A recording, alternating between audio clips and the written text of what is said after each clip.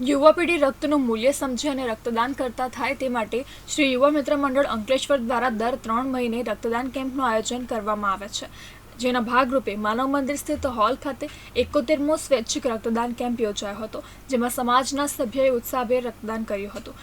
દિવસ દરમિયાન 150થી વધુ યુનિટ રક્ત એકત્ર કરવાનો લક્ષ્યાંક રાખવામાં આવ્યો હતો। આ પ્રસંગે યુવા મિત્ર મંડળના પ્રમુખ હિંમત દેવાણી, પ્રોજેક્ટ ચેરમેન ધર્મેશ ડોબારિયા, સભ્ય મયુર કોટડિયા, પ્રદીપ માલવિયા અને કાળુભાઈ કુંભાણી તેમજ અન્ય સભ્યો ઉપસ્થિત રહ્યા હતા।